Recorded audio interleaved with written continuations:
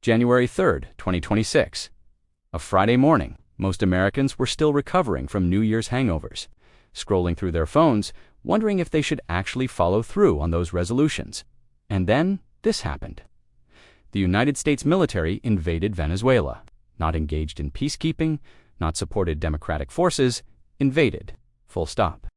Special forces stormed the presidential palace, extracted President Nicolas Maduro and his wife at gunpoint, left 100 people dead including 32 Cubans, installed a new government within 72 hours, and the official reason: narcoterrorism, the war on drugs. Venezuela is supposedly the new Colombia, you see, except, and here's where it gets hilarious if it weren't so terrifying, Venezuela accounts for less than 1% of cocaine entering the United States. 1%. So let me get this straight. We deployed the USS Gerald R. Ford Carrier Strike Group, one of our most advanced military assets, costing $13 billion and carrying over 5,000 personnel to stop 1% of the drug trade. That S-like calling in a SWAT team because your neighbor S-kid is selling lemonade without a permit. Unless, wait for it, the drugs were never the point. Want to know what Venezuela was actually doing that required a full military invasion? In 2018, Venezuela announced it would free itself from the dollar. They started selling their oil, remember? They have 303 billion barrels, the largest proven reserves on earth in Chinese yuan, not dollars yuan. They also accepted euros, rubles, anything but dollars. They were petitioning to join BRICS. They were building direct payment channels with China that bypassed the American SWIFT system entirely. Since 2018, Venezuela has sold 100% of its oil exports to China, with transactions settled in yuan, not dollars. And how did Trump respond? Well, after invading, at a Mar-a-Lago press conference, he literally said, Venezuela unilaterally seized and sold American oil, American assets, an American platform costing us billions and billions of dollars. Let that sink in. American oil.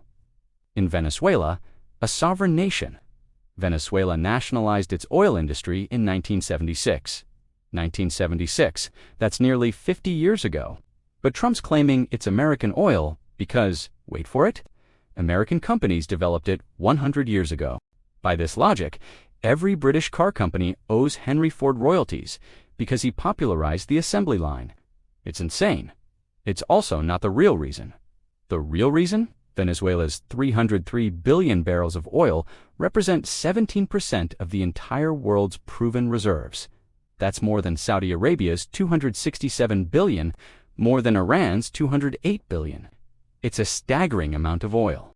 And every barrel that trades in yuan instead of dollars is a nail in the petrodollar's coffin. Now, here's where things get really interesting, because this isn't the first time America has invaded a country that tried to sell oil in non-dollar currencies. Let's take a little trip down memory lane, shall we? 2000, Iraq announces it will accept only euros for its oil. Saddam Hussein starts trading in euros, not dollars. 2003, the United States invades Iraq. Saddam is removed from power. Iraq's oil trade returns to dollars. 2011, Libya's Muammar Gaddafi proposes a gold-backed Pan-African currency to replace the dollar for oil transactions. He calls it the gold dinar. 2011, later that year, NATO intervenes in Libya. Gaddafi is killed. The gold dinar never materializes. 2012, Iran begins selling oil in currencies other than dollars-yuan, rupees, euros. They're effectively operating outside the petrodollar system. 2012 present, Iran faces continuous sanctions pressure, economic strangulation, and repeated threats of military action. Notice a pattern. Let me spell it out for those in the back. Countries that abandon the petrodollar face consequences. Sometimes economic sanctions, sometimes regime change, sometimes both. And if you think I'm exaggerating, Trump literally told us this was the plan. In July 2025, he issued a warning to BRICS countries that sent shockwaves through diplomatic circles. We urge these countries to abandon the idea of creating a rival currency or agreeing on an alternative to the dollar. Otherwise, they will face 100% tariffs, completely losing access to America's unrivaled economic markets.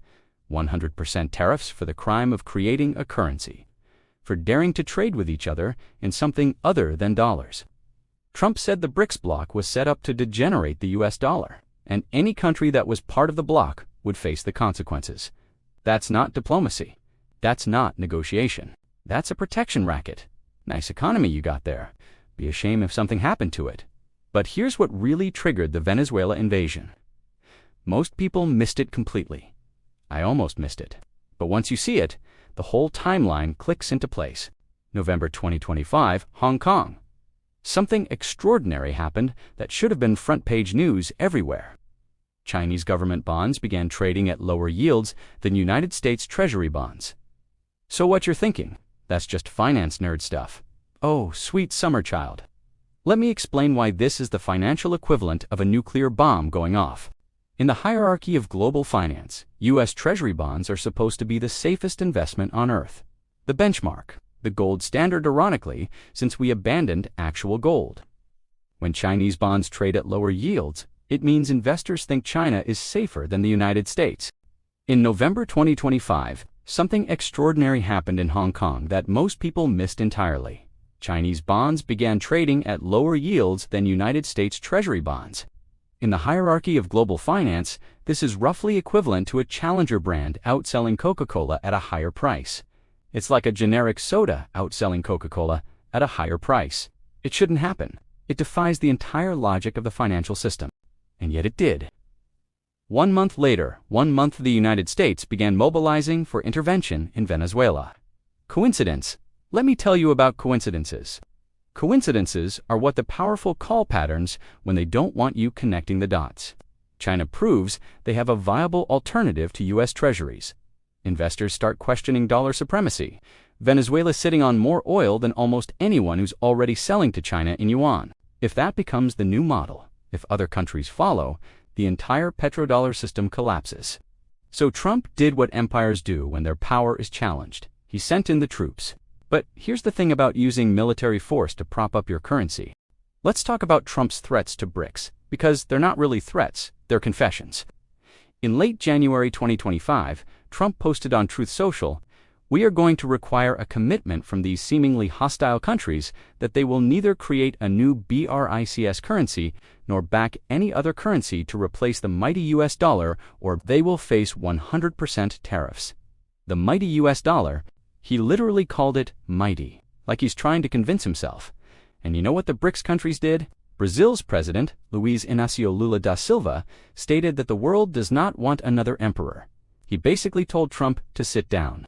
India's external affairs minister said, and I quote, "I do unthink there is any policy on our part to replace the dollar. The dollar, as the reserve currency, is the source of global economic stability."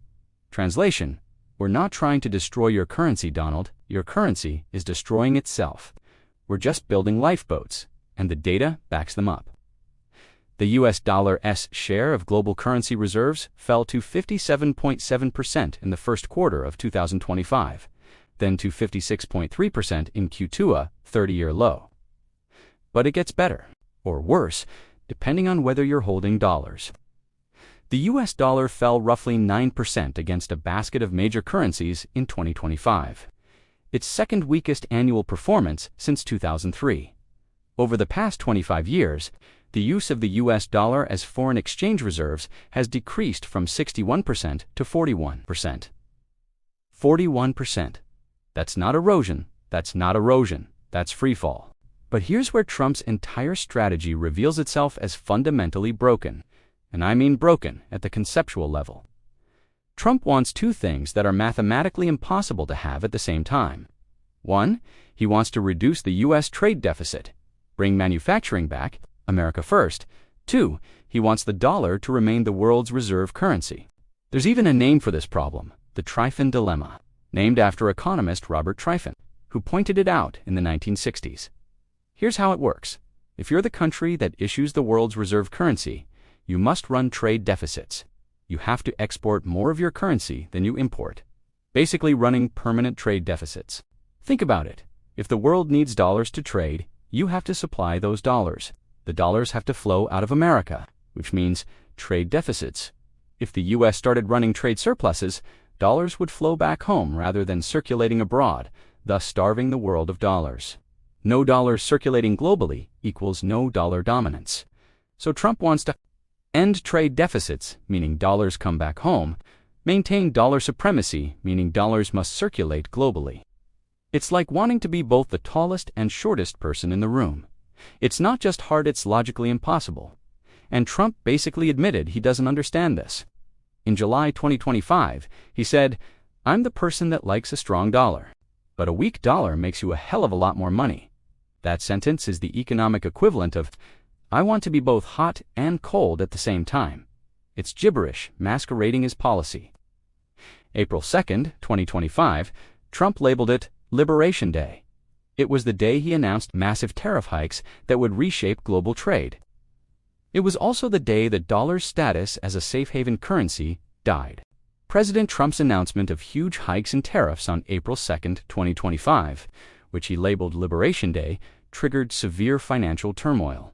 Stock markets plunged, the VIX index, the market's fear gauge, shot up. Standard market panic. Except the dollar fell too. That shouldn't happen. Let me repeat that. That should not happen. In large part, reflecting the safety and liquidity of U.S. Treasury securities, the dollar is a flight to safety or safe haven currency, and generally rises during times of crisis. During the 2008 financial crisis, dollar went up. During the European debt crisis, dollar went up. During COVID panic in March 2020, dollar went up. When the world panics, investors traditionally rush into dollars and U.S. Treasuries because they're seen as the safest assets. But on Liberation Day, when the VIX spiked and markets crashed, the dollar fell instead of rising. When the dollar fell instead of rising alongside the VIX after Liberation Day, this sparked widespread speculation that global investors, recoiling at the capricious and ill-considered policies of the Trump administration, no longer considered U.S. investments to be safe assets. Investors were dumping dollars during a crisis. They were abandoning what was supposed to be the safe haven. That's like people running away from a fire station during a fire. It means they don't trust the fire station anymore. Want to know what props up dollar dominance? It's not military might, despite what Trump seems to think. It's three things. 1. Trust in us institutions, especially the Federal Reserve, the rule of law, and policy predictability. 2. Deep liquid financial markets where people want to invest. 3. The lack of viable alternatives. And Trump is systematically destroying all three. Pillar 1. Trust. In January 2025, the dollar dropped when Fed Chair Jerome Powell announced that he was under criminal investigation by the Trump administration, casting the future of the Fed's autonomy under question. Think about that. The President of the United States is criminally investigating the head of the Federal Reserve, the institution that's supposed to be independent. Because why? Because Powell won't do what Trump wants.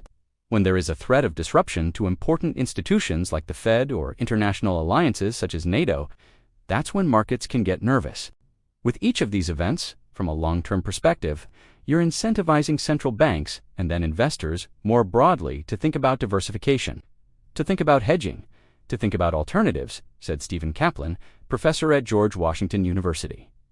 Then there's policy predictability, or the complete lack of it.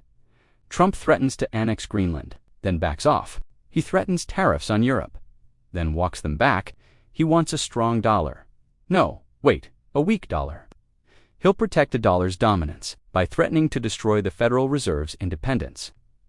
By last Wednesday, Trump had walked back these tariff threats and announced the existence of a framework for a deal on the future of Greenland. The U.S. stock market bounced back, the S&P rallied, Treasury yields eased, and the dollar rebounded. The wild swings are representative of a now familiar pattern. It's chaos. Managed chaos might be a negotiating tactic in real estate. In global finance, it's suicide. Pillar 2.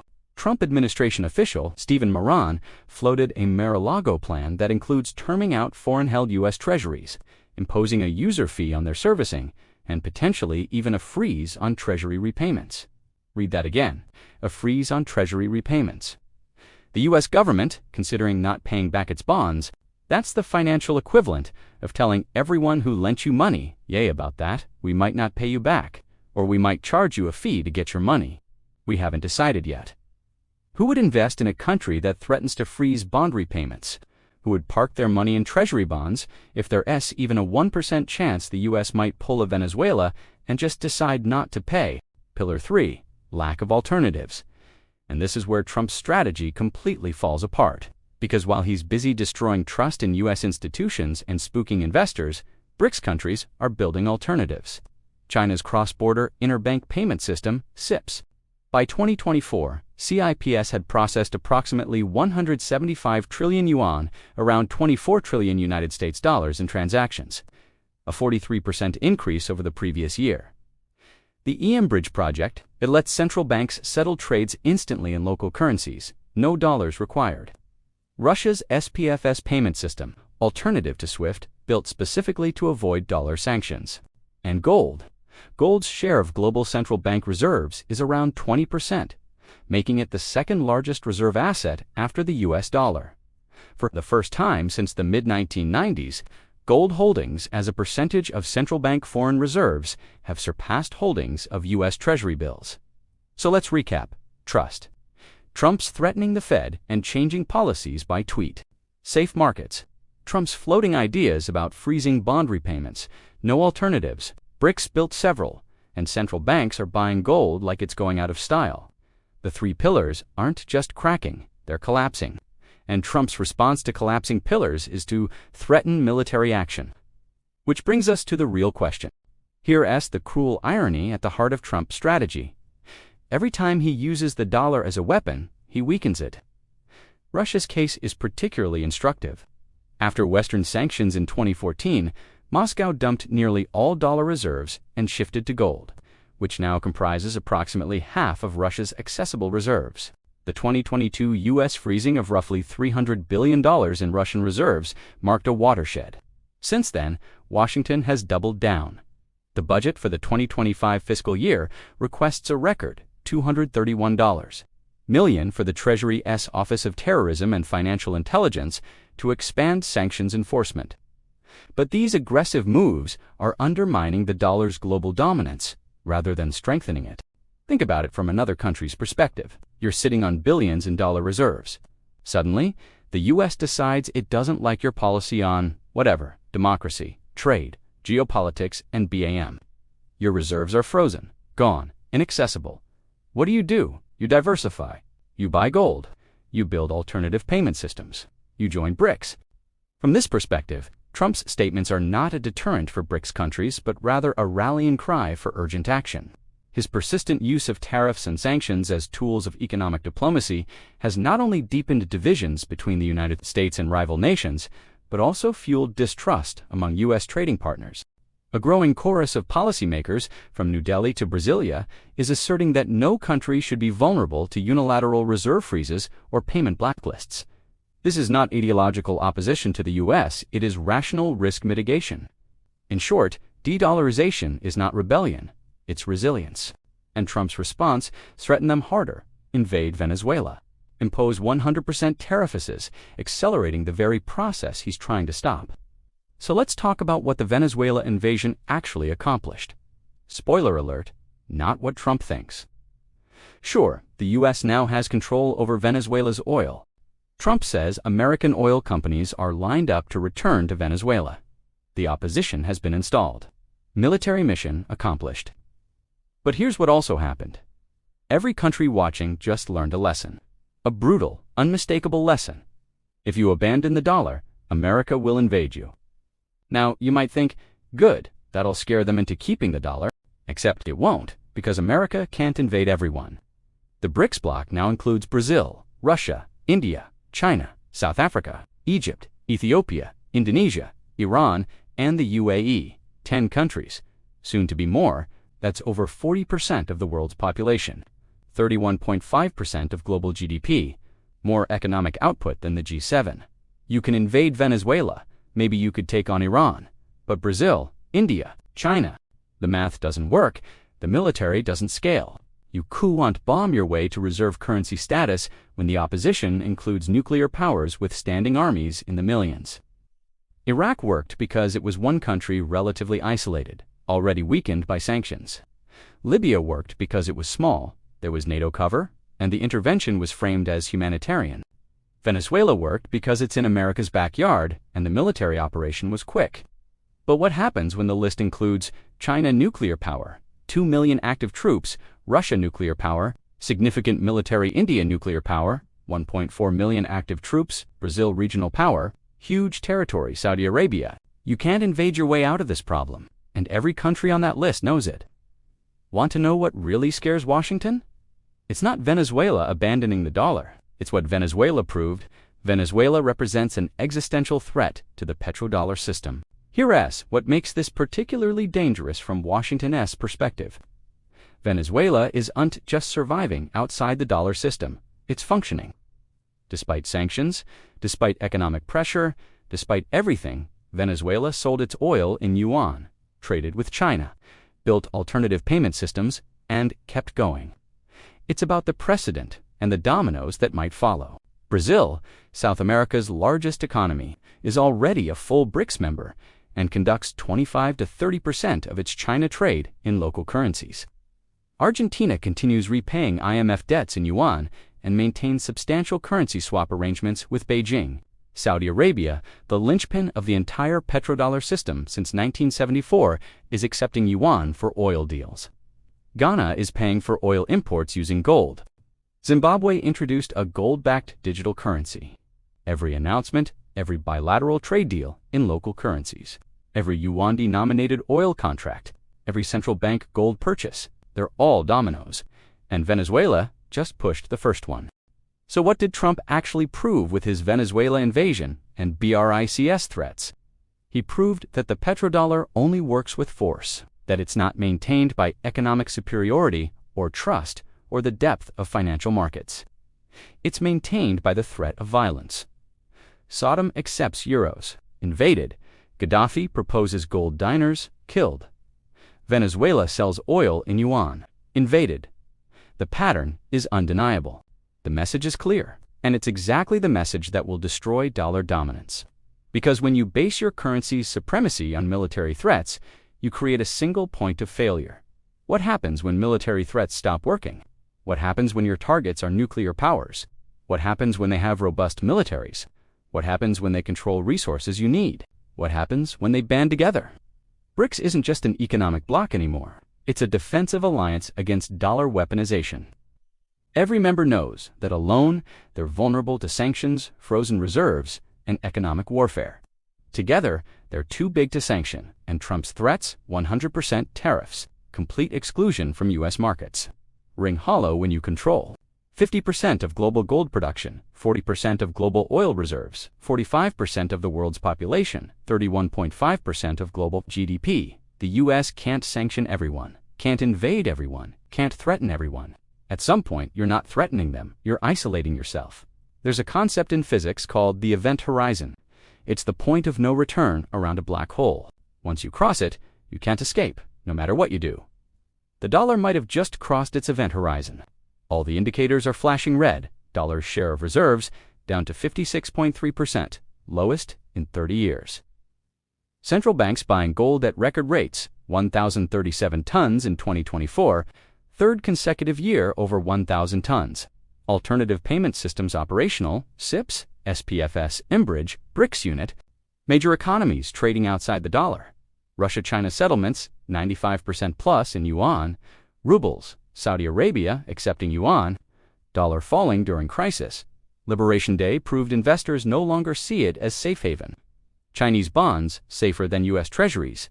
November 2025, the unthinkable happened. And the U.S. response, threaten more sanctions, invade more countries, to undermine the Federal Reserve, propose freezing bond repayments, float ideas about weakening the dollar. It's like responding to your car approaching a cliff by pressing the accelerator. We have a huge stock of outstanding debt that now stands at over $38.5 trillion. Large and persistent fiscal deficits now running at around $2 trillion per year. And we issue the global reserve currency. These three features have to somehow be made to work.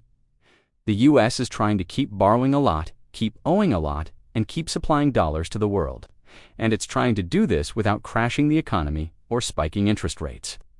It's an impossible juggling act, and Venezuela just proved that the only thing keeping it going is force. But force doesn't scale. Violence doesn't create trust. Invasions don't build reserve currencies. The dollar has been the world's reserve currency for 80 years. The British pound before it held that status for about 100 years. The Dutch guilder before that, maybe 80 years. Reserve currencies don't last forever. They never have. They never will. And the moment you have to invade countries to force them to use your currency is the moment you've already lost. You just haven't admitted it yet. So where does this go? What happens after Venezuela? After Trump's threats? After the petrodollar's mask falls off? Scenario 1. The slow decline, the dollar doesn't collapse overnight. Instead, it slowly loses market share year after year. 56% becomes 50%, then 45%, then 40%.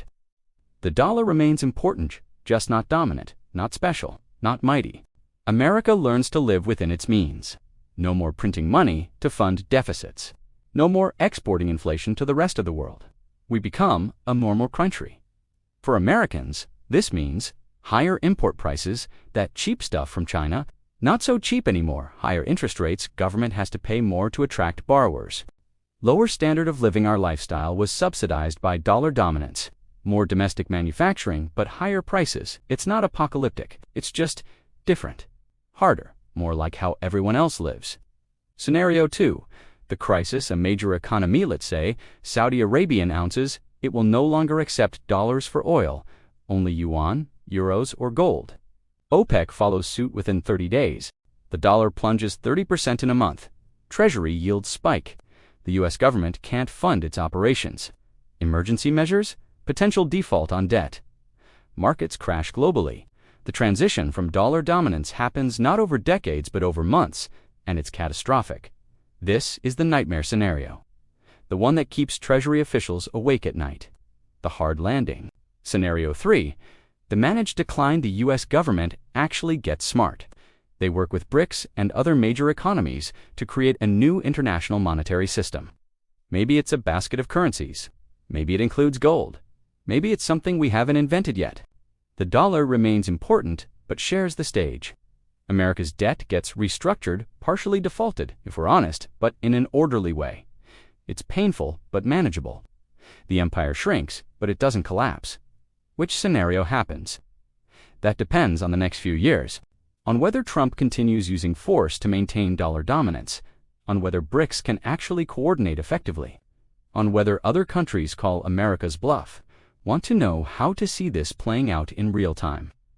Here are the indicators to watch. Indicator 1. Saudi oil pricing. If Saudi Arabia starts accepting yuan for oil without dollar conversion, that's the big one. The petrodollar officially ends. Indicator 2. BRICS unit adoption, the BRICS gold-backed unit, is currently in pilot phase. If major countries start using it for actual trade settlements, not trials, actual trade, that's a game changer. Indicator 3. U.S. Treasury yields. If foreign central banks stop buying U.S. debt, yields will spike. Watch the 10-year Treasury. If it consistently stays above 5 to 6%, America's debt becomes unsustainable. Indicator 4. Dollar's reserve share, currently 56.3%. If it drops below 50% in the next 12 months, that's psychological watershed. The dollar is no longer the majority reserve currency. Indicator 5. Gold prices. Central banks are buying gold like never before. If gold breaks $4,000 Oz and stays there, it's because the smart money has completely lost faith in fiat currencies. Indicator 6. Chinese bond yields versus U.S. Chinese bonds trading at lower yields than U.S. Treasuries in November 2025 was a warning shot. If that becomes permanent, it means the world trusts China more than America. Indicator 7. U.S. military interventions. This sounds dark, but how many more countries does the U.S. invade or threaten to invade to maintain dollar dominance? Venezuela was one. How many more before it becomes obvious the strategy doesn't work? Right now, as of January 2026, all 7 indicators are flashing warning signs. Some yellow, some red, none green. Trump said something revealing during his first term, something that explains his entire approach. When you owe the bank $1,000, that's your problem. When you owe the bank $100 million, that's the bank's problem. America owes $38.5 trillion. In Trump's mind, that's the world's problem, not America's. And he's right, sort of. If America's debt becomes unsustainable, if the dollar collapses, it takes the whole global financial system down with it. So the world has every incentive to keep propping up the dollar, right? except the world is building lifeboats. Alternative systems, BRICS, gold, local currency swaps. They're not propping up the dollar anymore. They're preparing for when it fails. America has a choice. Option A, keep using force to maintain dollar dominance, invade more Venezuelas, threaten more BRICS countries, undermine international institutions, weaponize the dollar until nobody wants to use it. This ends with isolation, declining influence, and potentially conflict with nuclear powers. It's the path of empire, and empires always fall. Option B, accept a multipolar financial world. Work with other countries to create a new system. Yes, America loses its exorbitant privilege. Yes, we have to live within our means. Yes, our standard of living drops, but we avoid catastrophe. We maintain relevance. We participate in the new system rather than being crushed by it. Trump chose option A. He invaded Venezuela. He threatened BRICS with 100% tariffs. He's criminally investigating the Fed chairman. He's floating ideas about freezing treasury bond repayments. He's chosen force. He's proven that the petrodollar only works with violence. And in doing so, he's united the world against dollar dominance more effectively than any anti-American activist could have dreamed. The revolution won't be televised on major networks. They have too much invested in pretending everything's fine, but it's happening. Every yuan-denominated oil contract, every central bank gold purchase, every alternative payment system transaction. The petrodollar is dying, not because of BRICS, not because of China, not because of some grand conspiracy. It's dying because Trump proved that it only works with force, and force has a shelf life. The question isn't if it ends, the question is how catastrophic the ending will be, and whether you're ready for what comes next.